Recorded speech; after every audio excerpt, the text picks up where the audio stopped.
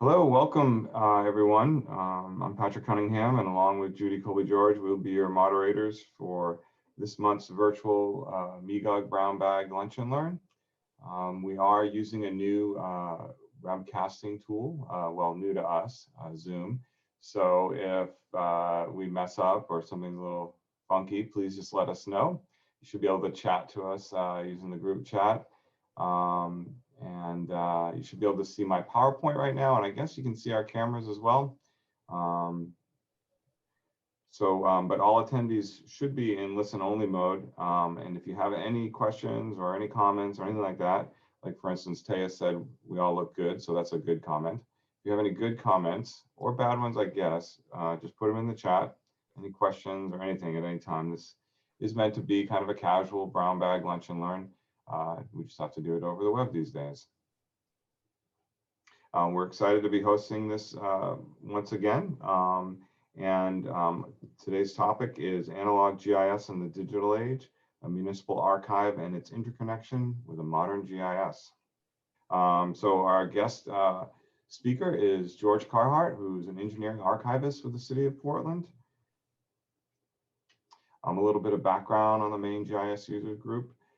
This is our board. We're an all volunteer board of GIS professionals from all walks of life across the great state of Maine. And we're always focused on trying to promote GIS education and conversation and advocacy in the state of Maine. We focus on areas of networking and research and education and public relations and all kinds of things GIS related. And our goal is to try to facilitate discussion and exchange of information and ideas in these areas by hosting regular meetings, workshops, and roundtables open to both members and non-members. And as you know, the current state of things, we've been doing this virtually. But you can still get involved in MEGUG. And you can see from this slide, I love to show this slide with a drone. That was from our drone conference at the top of the state, I believe, UMPI. And we have some other screen captures of some other conferences and lightning talks that we've done. And we're really excited to one day get back to doing all that great in-person stuff. Right now it's virtual. And we certainly could use speakers on our lunch and learns, but we can also use folks that'd be interested in helping out with any of the committees that we do for MEGUG. And just like any other group, we have a variety of committees focused on programming and membership and promotion and education. So if you're interested, just shoot us an email. But yeah, right now we don't have any virtual brown bag lunch and learn scheduled. So we need you. If you got anything you want to share, you want some feedback on anything GIS, mapping, cartography related, we would love to hear from you. So May is wide open. And as it is right now, we may not be holding one in May unless we can get a talk idea. So please do shoot us your ideas and don't be shy about it. This is some of our past lunch and learns. We just put them up on our YouTube channel and you can go back and watch them whenever you want to. There's a number of great talks. I liked the GIS in the retail sector one and the Glory Pareidolia. I should have checked on how to say that before I went into it. But on gerrymandering, that was a really good one that Matt did for us. So I'm going to hand it over to Judy to introduce our speaker. Thanks, Patrick. We're really pleased to have Dr. George Carhart with us today. He's worked for the city of Portland since 2017. He has a PhD in history of cartography from the Universität Passau in Germany, and has formerly worked at the Osher Map Library, Dresden University of Technology Institute for Cartography, and Trinity College in Dublin. In a previous life, he had a career in yacht, boat, and historic building restoration, and a stint in the US Army. So I'm gonna turn things over to him, and I'm really looking forward to his talk today. So I'm gonna share my screen here. Okay, so when Taya asked if I was interested to present on a historical aspect of GIS, thought this was a great idea. The city of Portland is lucky to have a large engineering archive that has survived through time.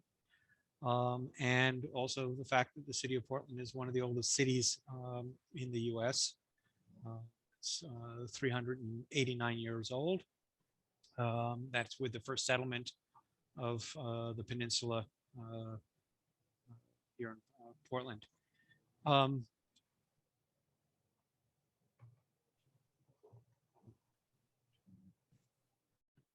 Okay, so this is our new archive space at 212 Kenko Road. Before, when we were up in town at 55 Portland Street, the space was about half the size. And we estimate that we have somewhere in the neighborhood of 100,000 plan sheets that make up the city of Portland above and below ground. We have thousands of site plans and other reports and other documentation that make up the archive. You see in the back of the pictures there, you see a whole bunch of tiny little books, and those are field books, and there are thousands of survey field books there, and also sewer books that were filled out when construction of the sewers were being undertaken, and those go back into the 19th century. And the archive itself contains, the city itself contains materials back, in this case, to the first image is from 1815, and it's a plan of the Lower Falls Dam on the Passumpsicut River, done by a survey company called Anson and Cummings. And then we also have street acceptance records, such as this one, which is Plum Street from 1742. And this was the document basically accepting the street, making the street a city street. So the archive has quite a plethora of different types of plans. You hear the first one on this page is from 1875, and it's a street line plan. Then you have one below it's from 1829 is a subdivision plan from up on Munjoy Hill. You'll see that one again in a few minutes. And then we have 1950s for Ocean Avenue Fire Station. And then a subdivision plan of one of Sagamore Village. We also have road construction plans. What you see here is parts of Stevens Avenue with plan and profile and sections of these roads. And you might wonder why we're keeping such something of this nature, which is from 1930. And the reason is that much of that structure is still under Stevens Avenue, and it's important for any projects, reconstruction projects, or even just asphalting projects for the engineers and the construction companies to understand that there are places where there is steel reinforced concrete under the road, where there are tram tracks. What you see in the middle here is the tram tracks, the trolley tracks that ran along Stevens Avenue. And there are places where it's double track, single track. And as I say, some cases it's steel reinforced concrete in the road. So the engineering firms need to know this before they do their construction. We also have sewer plans. This is what they would call in the North Side Interceptor. It's on Lancaster Street, and this sewer is still in the ground from 1904. It still functions as an interceptor sewer.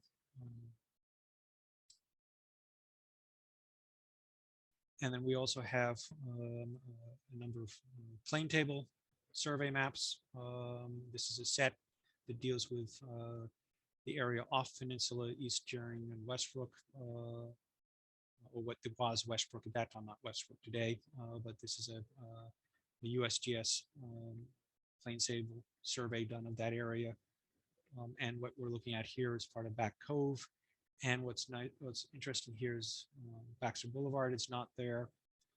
And it shows the area, this is Payson Park, and it shows the area of a creek and Dyer's Flats, which was at one point a junkyard and dump, and that's all filled in now. So knowing what's under the ground is also important, even though today it's not there. We also have plans such as this one, which was Olmsted Brothers. The famous Olmsted Brothers were the ones that did Central Park in New York and also did a number of the parks here in Portland. This is a preliminary plan from 1896 where they wanted to turn this into a Back Cove into a freshwater pond with walkways around it. And all that really came of this was the Baxter Boulevard. And then we have plans such as this one top here, which is the bridge in Deering Park that crossed over what at that time was a much larger body of water than the little pond that we see today. Then we also have some architectural plans, a lot of city buildings. I find this one particularly interesting. This is the Grand Trunk railway station on India Street. And it's though we have photographs of it, this is the only plan that shows the actual footprint of that train station. You'll see a picture of that a little bit. Then, of course, we have more mundane plans, such as the zoning plans, and we have a relatively good run of the zoning plans, which we actually have recently scanned and made more accessible. And this allows people to understand how zoning in Portland has changed over time. We also have photographs. These are before and after photographs from 1928. And this is 4th Street from Moulton to India Street on this side, and from India back up towards Hancock. And the photographs show a before situation of the street and then an after situation of the street.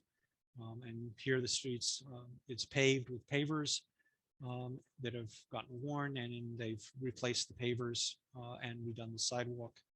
And it's just an interesting view of what's there. And again, interesting because most of the pavers are still under the road. We also have aerial photographs, the earliest from 1940. So we have the whole city in aerial photographs. And they're actually very useful times trying to define what's happened in particular areas of the city, what buildings were there, what buildings weren't there. And they're actually very detailed. You see this zooming down into the waterfront. And when we zoom even further in, there's the Customs House, there's 100 Commercial Street. And it just helps in understanding parts of the street. Go back for a second, because one of the things here is you see this is newly filled. Anderson Street is here, and this is all landfill in here. And we'll see in a minute with an image how much the city's been filled in. And then we have other documents, other records that deal with either engineering projects, costing projects, and just information that has a lot to do with the city, deeds, licenses, a huge amount of information that is part of, as they call it, the analog GIS, so that this is, in a sense, all the information that is held digitally in a modern sense is, in a sense, all the difference is that we've gone from a paper format where you have to go to the item and pull the item and open the page, to a digital format where you move through the digital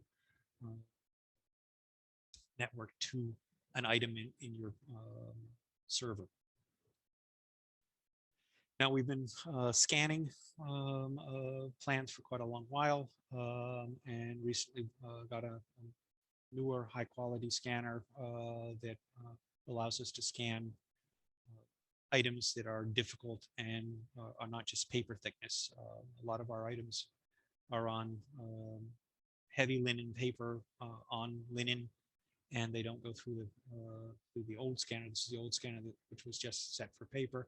This one actually can go up to ½ inch in thickness. So something mounted on a board or something can be scanned through. So this is our scanner room. It's kind of divided as two sides of it. And we also have the plotter in there. And from those 100,000 plan sheets estimated, we probably have at the moment around 20,000 of those scanned in varying degrees of quality. Some of the older scans are not as good quality. The newer stuff is better. We're just trying to scan it as we need it. So as projects come up, as people need something that hasn't been scanned, we scan those. We did do a cost estimate to see what it might cost to scan the collection and to scan some of the bound items, and it came out to a low estimate of around about $310,000. And that would be if the sheets could simply be fed into the scanner one after the other without anything having to be done to those sheets, which is not the norm with most of the collection. Now the collections finding aids, I jokingly say that we have 1 foot in the 19th century and 1 foot in the 21st century, in so much as we still have the card catalog from that began in the 19th century and into the 20th century. Though we have scanned most of the card catalog and those are in PDF form, so we can go in and look up by street, usually is the main finding tool, by street, and look up the cards to see when we're looking for plans. So what you're seeing here's 2 cards from 4th Street, one from the card showing the plan from 1859, and then a more modern plan from 2009. In 2017, the decision was made not to make any more cards, partially because what we had done is we moved to a database, and producing cards from the database turned out to be wasteful. So I am now going to attempt to make a change to screen here. Okay, so what this then comes to is the item number, which is this number up here, which in this case is the first number is the place in which it's stored. So say the drawer in which it's stored. And then the second number is a number of the item within that drawer. And that's how we go find the original item. A title, information about what the plan is. And then what we have is the ability to look at those plans. So the plans are then linked here. And do you see that screen with a plan with the PDF plan on it, everybody? No, Yeah. that one's not popping up. Oh yeah, the PDF didn't open. Okay, so I have to manually show that. See that now? Yep. Yes. Okay, so this is a plan of the Portland company site on 58 4th Street. And so that's how that, if you were on my computer, if you were using the database, you'd be able to click on the view plan and it would show you the plan. So the city of Portland, as I said, it's very old, and there are some plans that or maps that show the city of Portland. Of course, very much pictorial stuff. This is actually from the Osher Map Library. And then one of the most accurate depictions of Portland and the peninsula in the area around Portland is the 1776-1781 Joseph DeBar's chart of Portland. And to show you how accurate that is, I've got a overlay that was done by Rosemary Mosier, who some of you know, where she took that chart and overlaid it onto an aerial image of Portland and removed the see from the image of the chart to give you an idea of Portland in 1776 or 1781 and today. And what's interesting is you will see this is Deering Avenue, and Deering Avenue runs almost on top of Deering Avenue there. Congress Street, the same thing. And if this was to be turned opaque, you'd actually see that this downtown area actually lays quite nicely on top of the road structure of the time. So the bars chart was actually very accurate. The chart itself was, and the hydrographic work was done by Mowat, who was a British captain who actually ended up burning Portland to the ground during the Revolution. The next step in mapping of this city, and particularly the peninsula, was the 1869 USGS plane table survey of the peninsula. And that was done as a 4-sheet series of plans. Unfortunately, the east end sheet was lost due to water damage and mold a number of years ago. But here you can see how detailed the survey was done.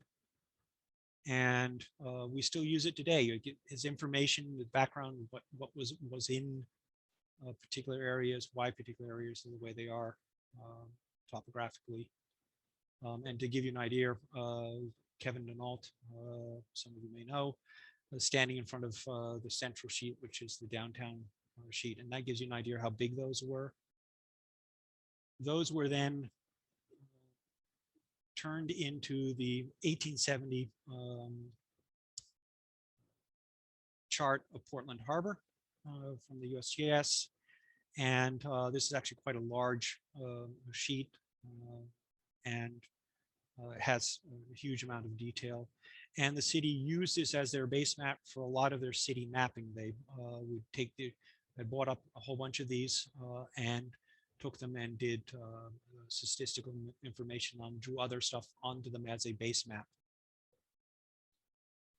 So to run through there, the 1781, 1870, and then 2001.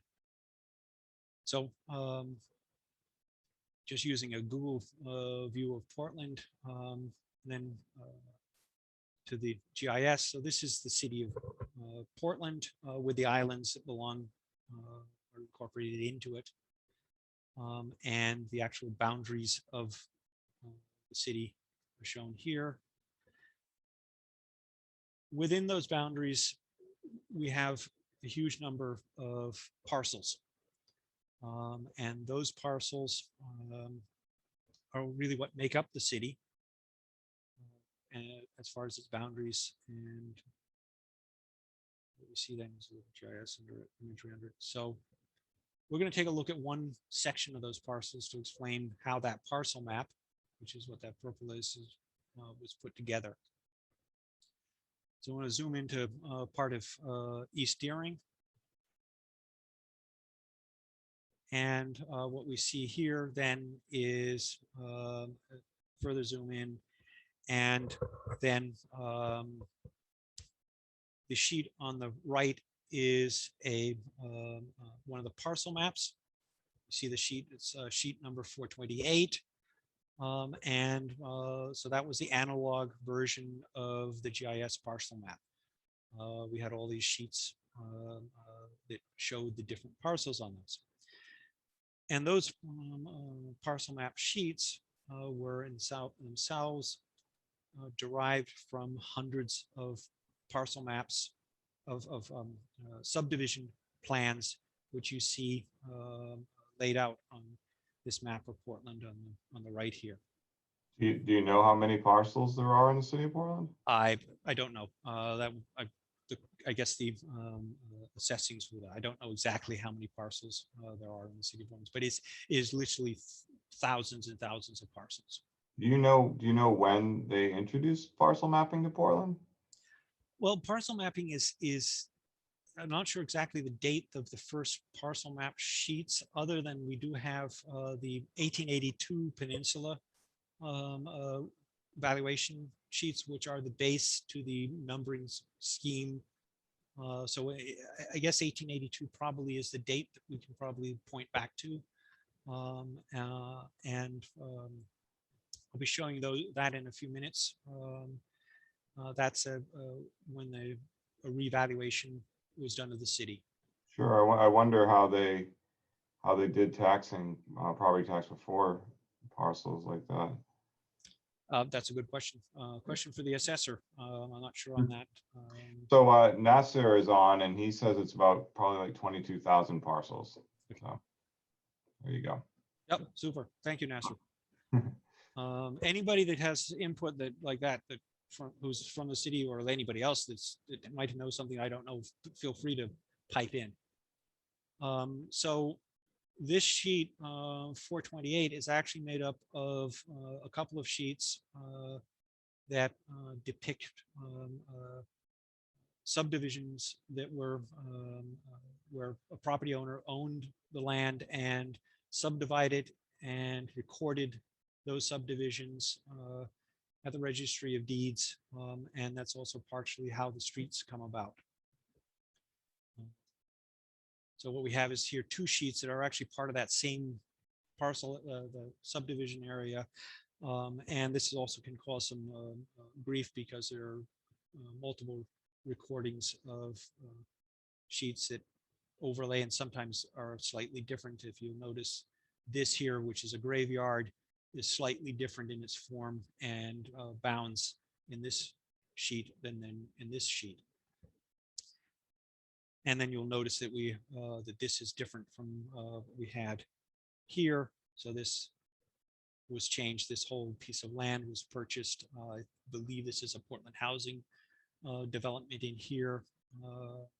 And actually in this case, it also talks about some sewer right-of-ways that run across it.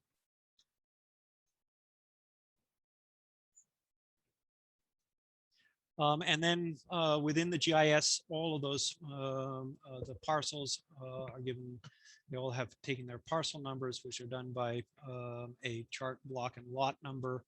And in the GIS, those are accessible. And when you actually go in using the parcel layer, you can click on the parcel, identify on the parcel layer, and that will bring up information from the assessor's office, and there's links on that directly to the assessor's sheets for those parcels, which will then give, in many cases, deed information and such. So it's a multi-layered process that doesn't just use the engineering archive, but it also uses other archives within the city. So up on the hill, I was saying about the parcels here, and this is the key sheet from the 1882 reval of the peninsula. You'll note if you that this is actually the map under this is the 1870 chart with some additions to it. This comes then is one of those sheets, sheet 14, which is up on Munjoy Hill. It shows Lafayette Street, which is where my house is right here. And this sheet then was built, put together from surveys and things like this street alignment plan. And this particular one here shows some corrections to the street lines, and also from the subdivision plans. This is the 1829 subdivision plan, and this is 1870s. But that is also then based on information and from even earlier. This is a tracing of a 1790. Let's just get this.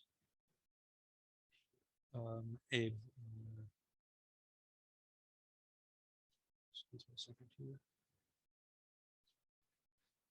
From 1793. Plan from 1793, which itself is a conglomeration of the proprietor plans of Munjoy Hill, of the east end of the city. So you see there's a lot of documentation behind that parcel map that we see today. So we're going to go into an area near where we just looked at, and some of those parcels you'll note are kind of odd in shape, and the answer to those is also in the archive here. And in this case, what I'm going to do is get rid of the imagery. Right. So what we're going to look at is this odd shaped parcel format in here. And by georeferencing one of the plane table plans, what we see is the Grand Trunk Railway's East Steering Holding Yard. And suddenly those odd shaped parcels start to make sense.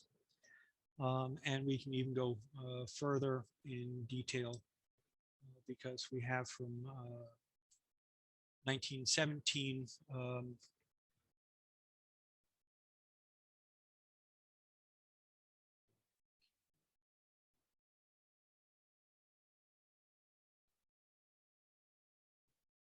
this one.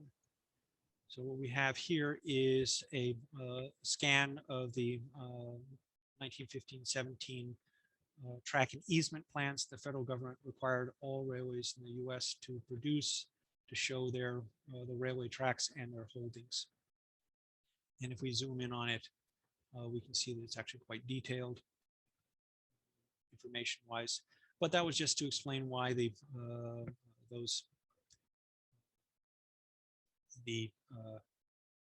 parcels were such a strange format in that particular area.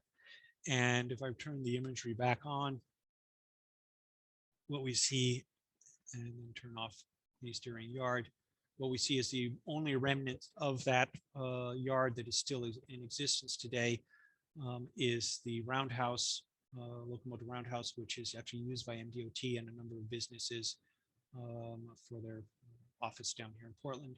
And some of the track is still here. And you see the main line, which is from now MDOT's track, was Canadian National at one point. So I'm going to go back to the. Sure. While you're doing that,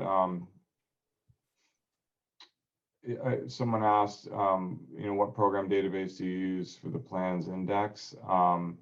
Is that your GIS, or are you using a different program than that? The database is just an access database. It's the database itself is actually relatively old, but had not been fully populated as time went on.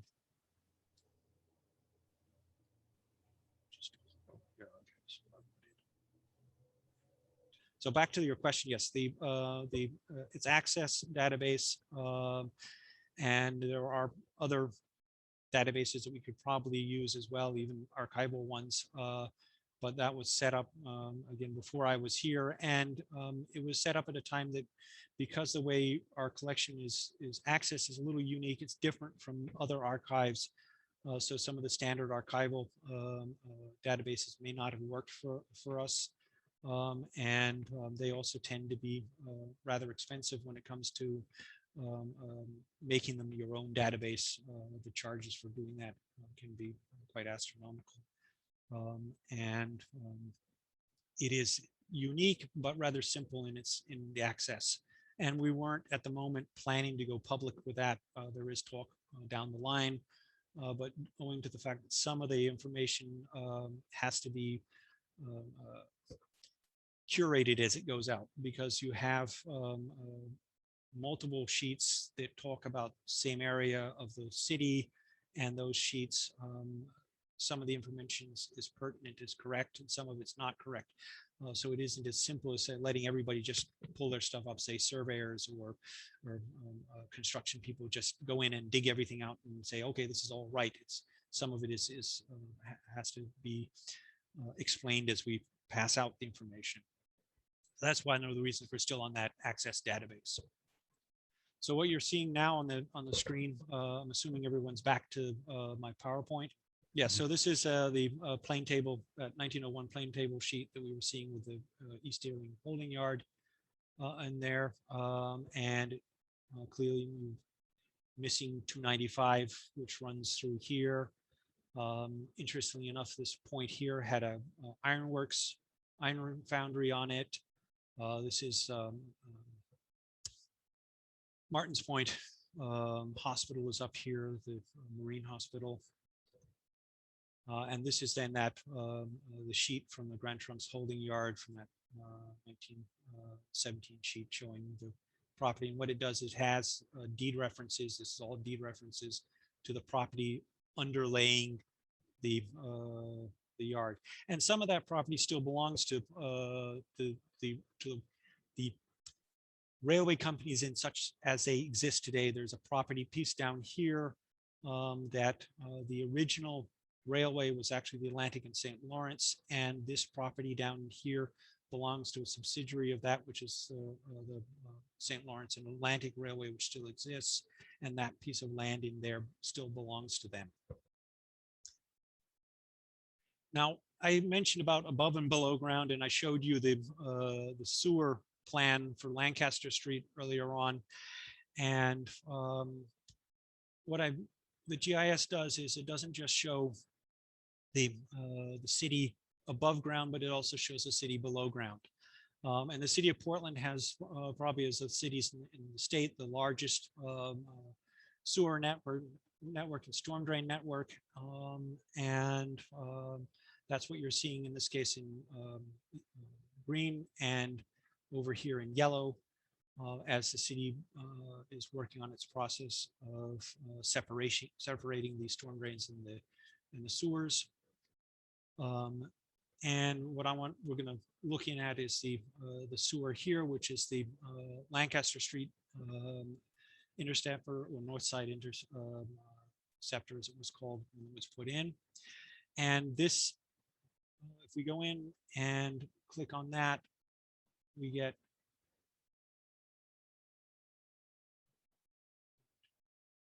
so what we get is information on the sewer diameter, when was it put in, and in some cases invert information, and then a plan reference number here, and down the line as we move forward is our intention to be able to hyperlink to that plan from the GIS. We have some items that are already done as far as sanitary information. We have the cards for the people who are still on septic in the outer regions. There's a layer that shows that. If you click on those, they then take you directly to the scanned cards for the sewer cards. But that's how the GIS works for me, in the reverse sense, that instead of having to go to the Lancaster Street, or say to the database and look up Lancaster Street to see where what the number for that sewer plan is, I can look at the sewer plan number here in the GIS and then pull that up from the drive and look at that plan in the drive where we've got those stored, and give information when it's needed to people. This is the bottom end of Winter Street onto Danforth, and EcoClean, one of the companies that deals with people's sewer laterals and plumbing in their houses, contacted me this week, and they were investigating this property's sewer lateral, which they were finding was not going out into Gray Street, which the rest of the properties were, but out into Winter Street. Okay, so back to that, EcoClean was looking at this property up here, and their sewer did not go out to the Gray Street sewer, but went out the back of the house into Winter Street, which is this street here. And you'll notice that we do not have a green line running up here to indicate that there's a sewer in this street. There are a few of these still in existence in the city where we have not captured them. The GIS sewer network in its first form in the GIS was put together using a set of plans called the I&I plans, so infiltration and something plans, that where a private company came in, went through our archive and put together the sewer structure of the city of Portland and the storm drain structure. And then this was then put in, and those plans, which are paper plans, were used to build the GIS sewer network. And there were places where they missed things or didn't get them quite correct. As you can imagine, in a city as old as ours, that's a possibility. So back to this street here, what happened was that they had these questions.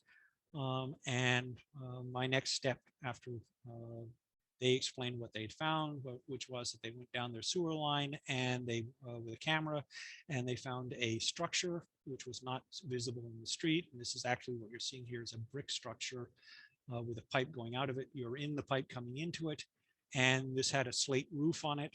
So it was, what is this?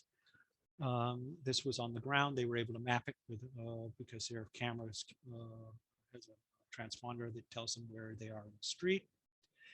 So I then went to the sewer lateral cards and looked up the properties along the street to see what they were saying, see if we had cards for these properties, and it turned out we did. And these cards talked about them connecting to a 8-inch clavite vitreous pipe. And interestingly, both in 12 and 14 then had a later card where their pipes were replaced with PVC, and they connect into this. And this card says that it's this 8-inch is actually connected to a catch basin drain. So I then looked in our regular records to see if we had a Winter Street sewer plan for this section of Winter Street, and we didn't. So I went to the further back in our records, and what we're looking at here in these two books are the assessor's plans that had then been used, the 1882 assessor's plans for the peninsula, which were then used to augment and mark sewer lines. And the 1882 plans also had sewer lines marked. And in one of them, I was able to find this, which is the lower end of Winter Street, and an addition to the 1882, so it's post 1882.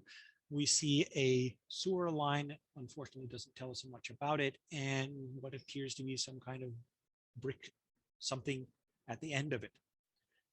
So what we're assuming is that a private sewer was put in, connecting to this the city sewer by properties on Winter Street, and they then connected to it themselves. I then pulled up the 1974 Danforth Street sewer replacement plans, and lo and behold, here we have it's actually calling an 18-inch sewer, but it looks more like it's actually just an 8-inch sewer in here, because I think this is, I'm not sure whether that's actually a 1 or not. But anyways, so we built up a picture of what was going on in the street. And then the field inspectors were asked to go out using CityWorks, was another program that we have. A request was sent out for them to go and investigate this, to try to stick a camera down the catch basin line, which goes from this catch basin here to this manhole, to see if that actually did connect to it. Unfortunately, they weren't actually able to get the camera down there because that catch basin pipe itself was in bad condition. But what they did was they put some dye in one of the properties, and in the manhole, the catch basin lateral had the dye come out of it. So we now know that there's a connection there. And the step then is going to be to go and decide how we're going to deal with that, the ostensibly private sewer, which is failing quite badly. What's going to happen with that? But that's the information that we then had to put together using the GIS and the archive.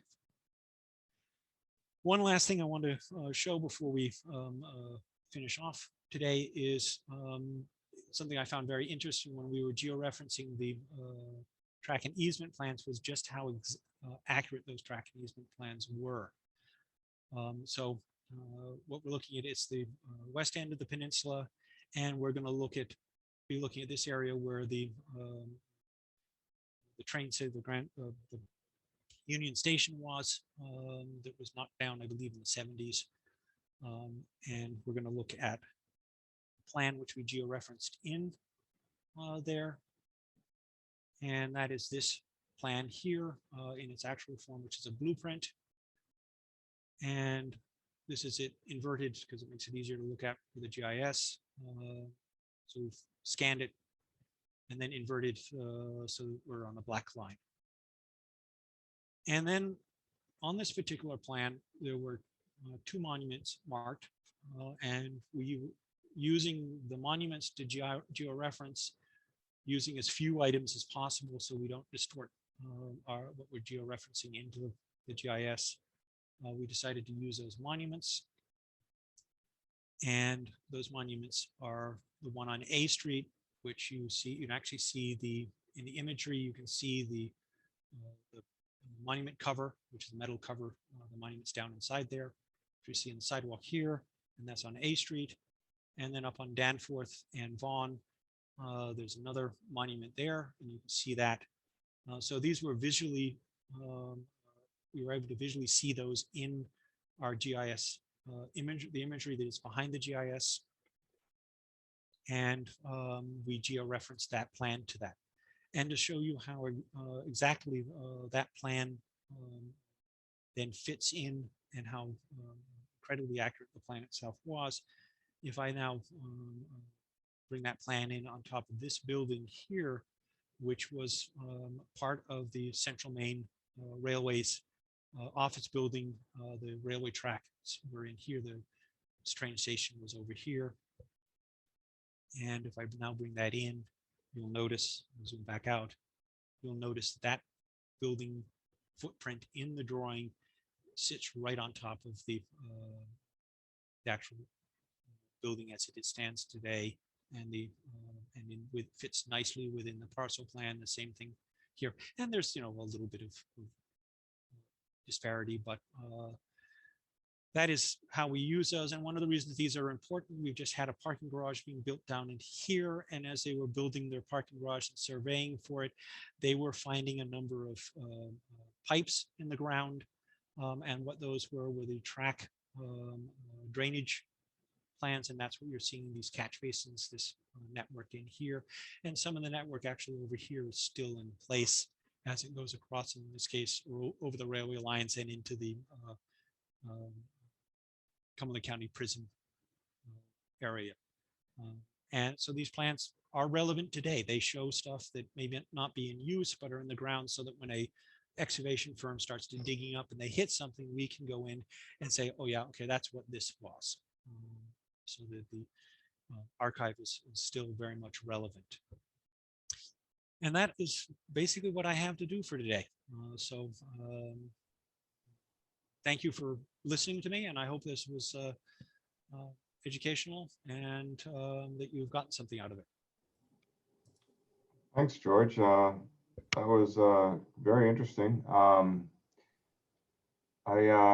One thing it reminded me of was, I think I saw in the paper today that the historic district is moving forward from Munjoy Hill. Yep. Do you have anything to do with that planning or that decision making in your role? Or in my role, not really. I mean, I did in the initial phase when Greater Portland Landmarks was helping with the study that was done up there.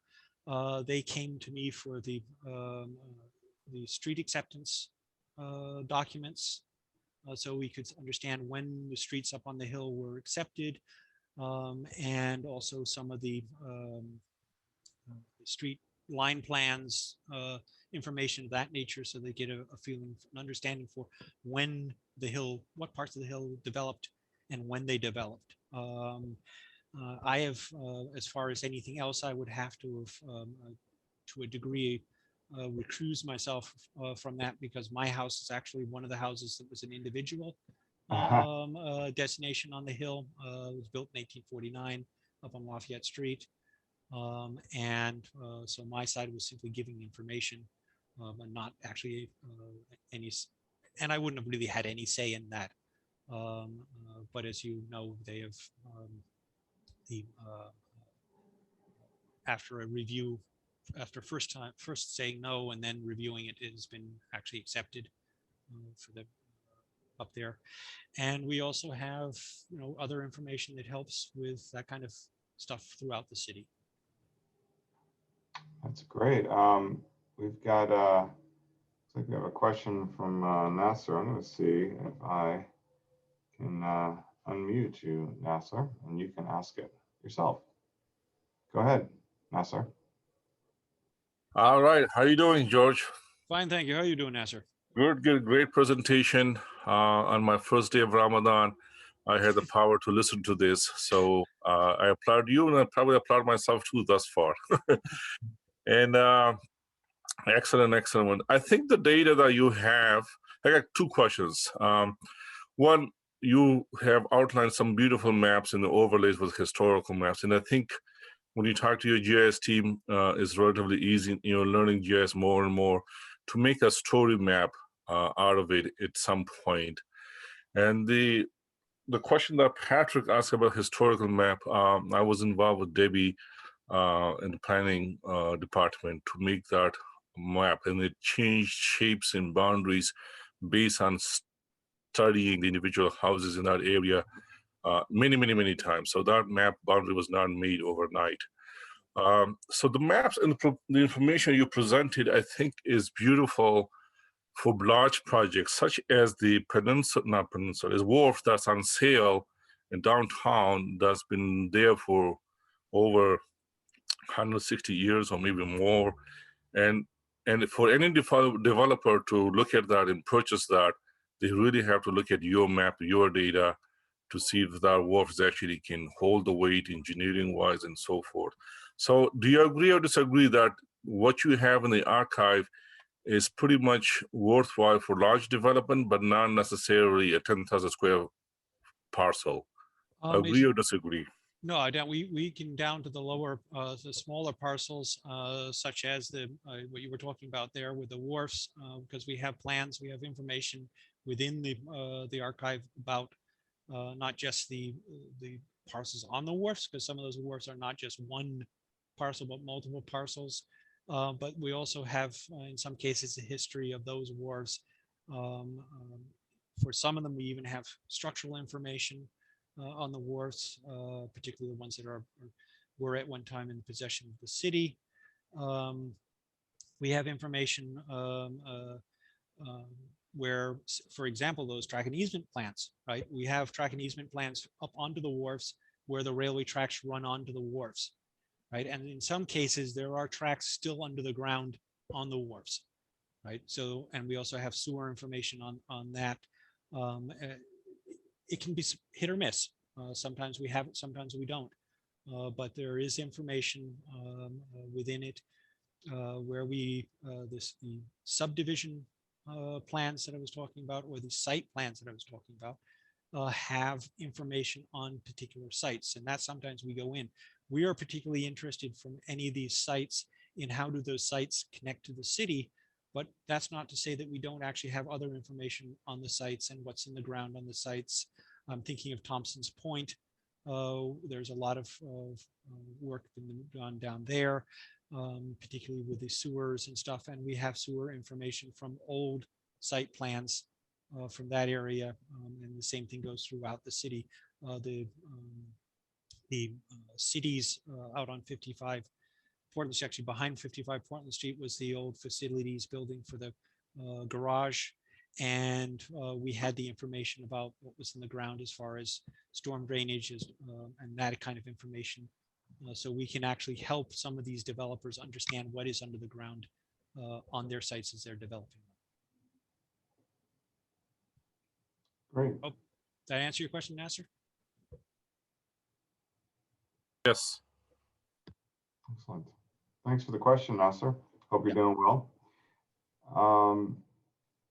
Did you have any questions, Judy, or any thoughts that came your way?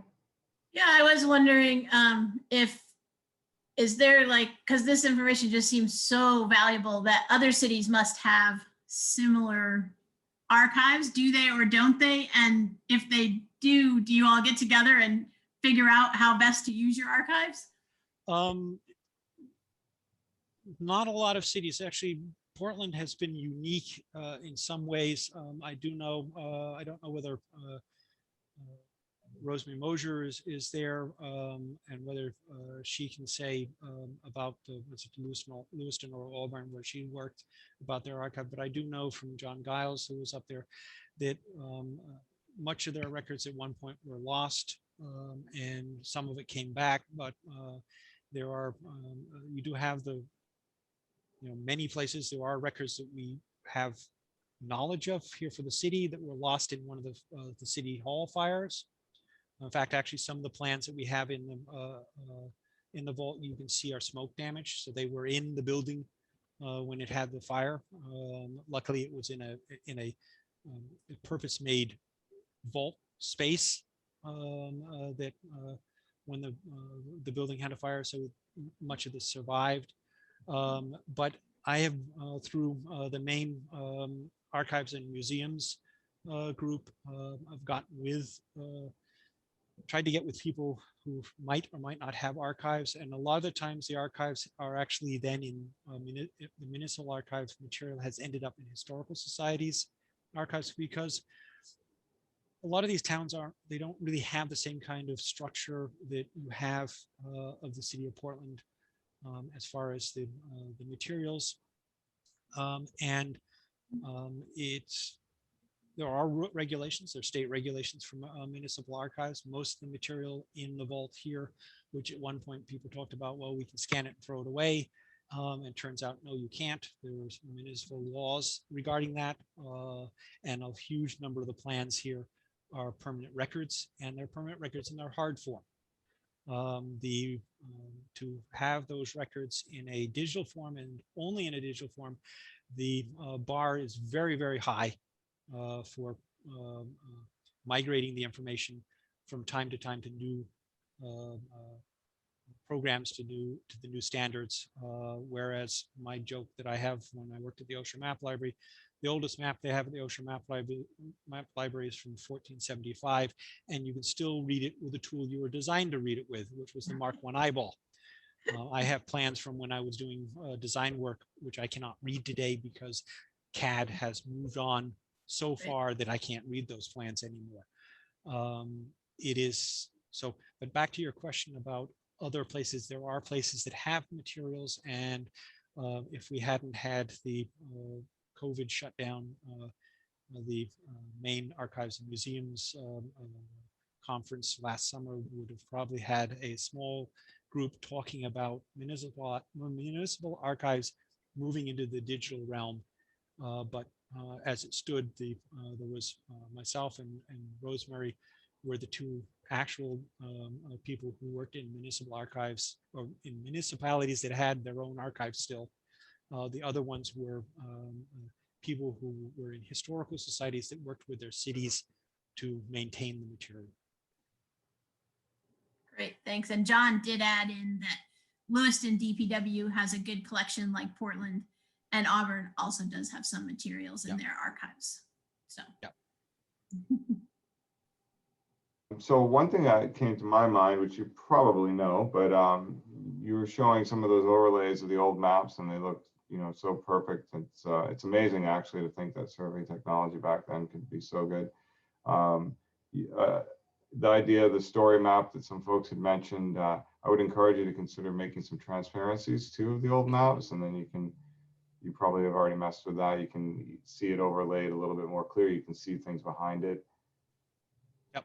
No, it's the transparency there. I mean,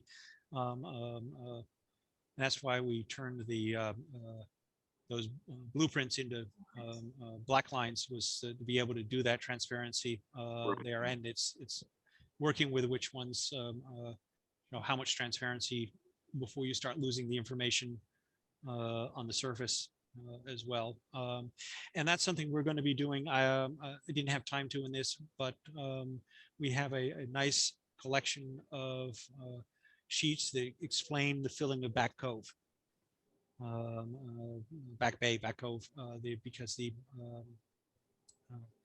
a lot of what you see used when people are trying to talk about that are commercial maps, and they actually tend to be either after the fact or have information that is proposed and never happened. So there is some misunderstanding about exactly when the things like Back Cove, what the storyline of them filling, and we have that information on that sewer line that I showed you, the Lancaster Street sewer, was all part of the trying to deal with the fact that Back Bay was turning into a cesspit because it's so shallow. The area that I showed you on the 1940 aerial photograph, where you have Anderson Street and Marginal Way, that in there until just shortly before that point in time was a shallows up to the railway track, and the Lancaster Street sewer, which was already in at that time, was an attempt to funnel the sewers away from going straight into the Back Bay, but move it around to Tukey's Bridge, where there was a stronger tidal flow to pull it out into the bay, away from that area. And we have reports from the 1950s where they were talking about how they're going to continue to deal with the pollution in Back Bay, and then that runs into 295 being put through where it is put through, because it basically allows them to cover that area, and the rerouting of all the sewer and storm drain stuff. I mean, even today, the storm drain network that's being put in there, the holding tanks, which is the big area of the big digs that everybody sees off the side of 295, are giant stormwater holding tanks that are being put in to that. And under those plans, under that was understanding what was under the ground in those areas as they did it. So we would like to do a storyline of some of that information. It's just getting time to do that. We're now Sure. we're back into the build and do things part of the year. So our requests skyrocket at this time of the year for sewer, for other stuff. Storm. The other thing that I didn't show was the street line plans. So what we have is we have cards that show the monumentation along the streets, how the streets are lines are drawn up for surveyors that come in that are surveying a lot on a street. They ask for those so that they can then define the street line and then the lots from those street lines. Okay. Well, that's great stuff. Thank you so much for your time today. We really appreciate it. And we've recorded this, so we'll post it up on our website very soon. And again, folks, if you're interested in presenting at a MEGUG Lunch and Learn, please do reach out to us. Let us know. It's megugboard@gmail.com. Everybody have a great rest of the day. You too. Bye-bye. Thank you for having me. Thanks.